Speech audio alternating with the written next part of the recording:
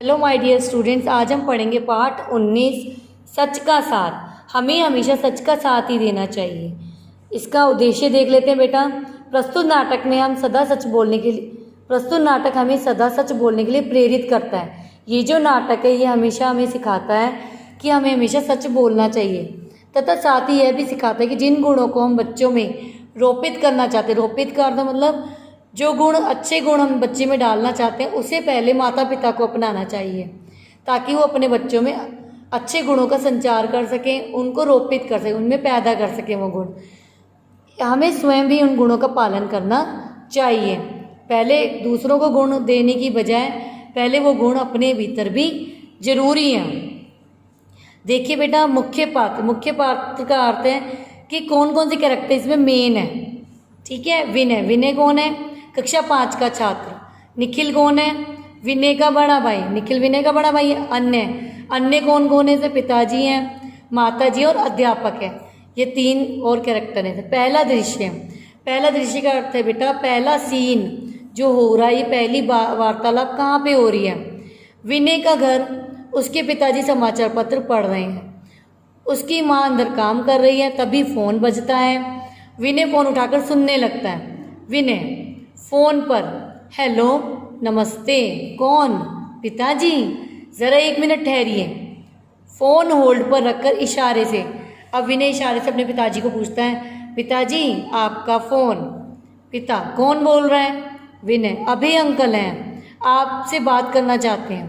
पिता, अरे उनसे बोल दो कि मैं घर पर नहीं हूँ। विनय, पिताजी आप ही कहते हैं कि झूठ कभी मत बोलो। अब देखो यहाँ जो पिताजी हैं इसके, वही देखो झूठ कहना सिखा रहे हैं बच्चे को, तो जो गलत है बच्चे के लिए। अब आप ही मुझे कह रहे हो कि झूठ बोल। पिता, अरे बेटा यह तो बहाना है। उसी समय विनय की माता जी आ जाती हैं। माता, भले ही आप इसे बहाना कहें, मगर है तो झूठ। कि आप बहाना मार रहे हो कोई बात नहीं, पर आप झूठ बोलना बच्चे को सिखा रहे हो। सीख क्या बेटा? सदा सच बोलना चाहिए।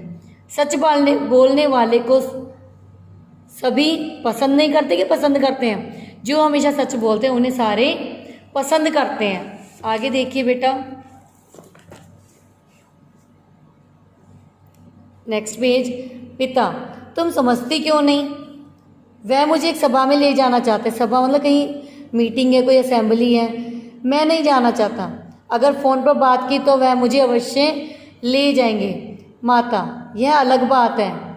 आप हिम्मत करके अभय जी से कहिए कि किसी कारणवश आप उनके साथ नहीं आ सकोगे, कि आप उन्हें मना कर दो, कि कोई रीज़न बता दो उन्हें कि मैं नहीं आ सकता। पिता फ़ोन लेकर, अरे भाई अभय, क्या हाल है? क्या सभा? सुनो, आज मैं इस सभा में ना आ सकूँगा। क्या कारण? अरे भाई, कारण फ़ोन पर ना बता सकूँगा, बाद में बताऊँगा। आज कुछ ऐसी स्थिति है कि मैं नहीं आ सकता। अच्छा, फ़ोन बंद करके मेज़ पर रख देते हैं। अब देखो बेटा, ये तो पहला सीन था जिसमें जो मेन थे उनकी वार्तालाप दिखाई गई है। दूसरा दृश्य, अब सेकंड सीन कहाँ का है? विनय बैठक में कुछ ढूंढ रहा है। माँ अंदर आती है। निखिल कुछ पढ़ रहा है। माता पूछती है उससे, विनय से, विनय क्या ढूंढ रहे हो? कुछ खो गया है?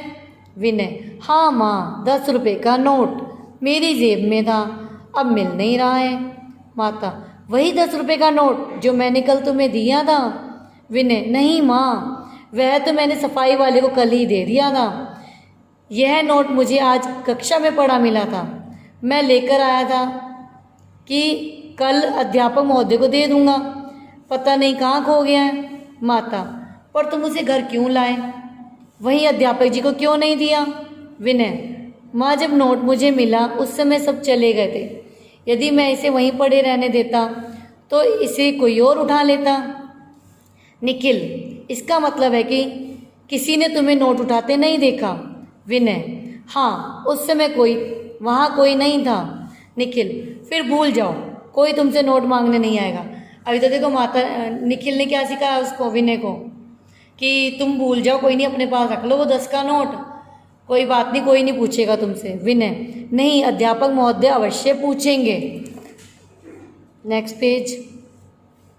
निखिल, तो तुम चुप रह जाना।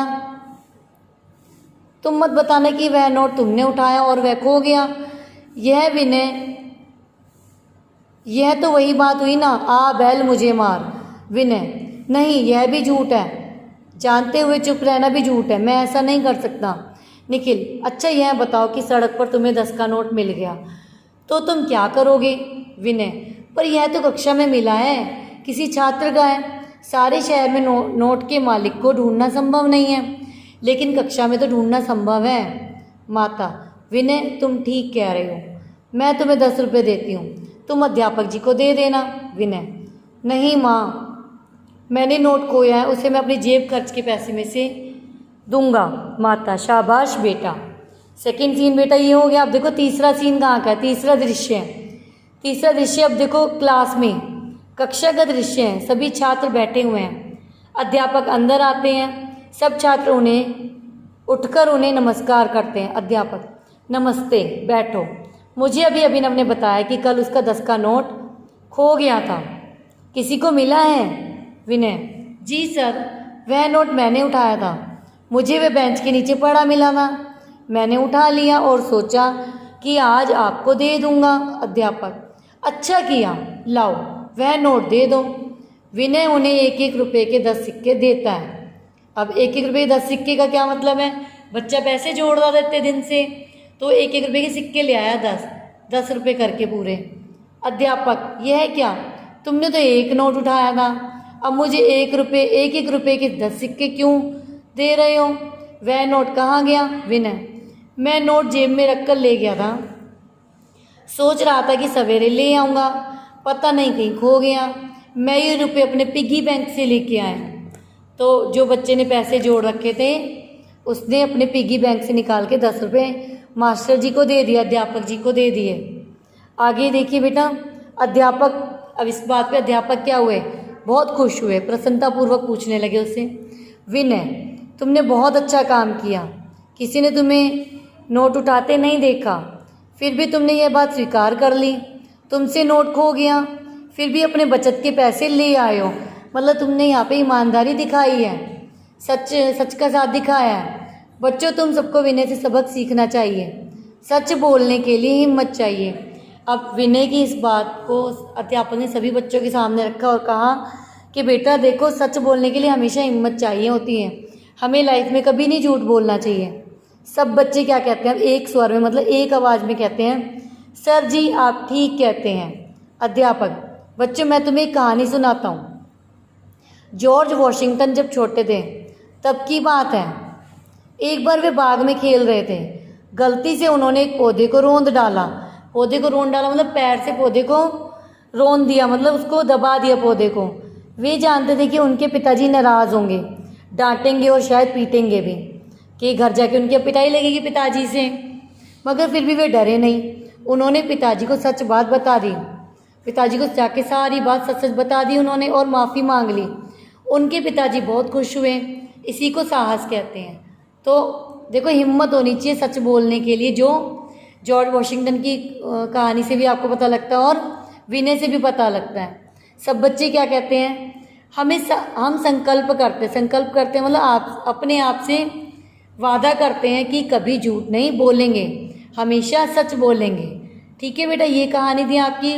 फिर उसके बाद पर्दा गिरता है, नाटक खत्म हो जाता है। तो बच्चों, विनय की तरह और जॉर्ज वॉशिंगटन की तरह हमें भी सदा सच बोलना चाहिए। Thank you very much.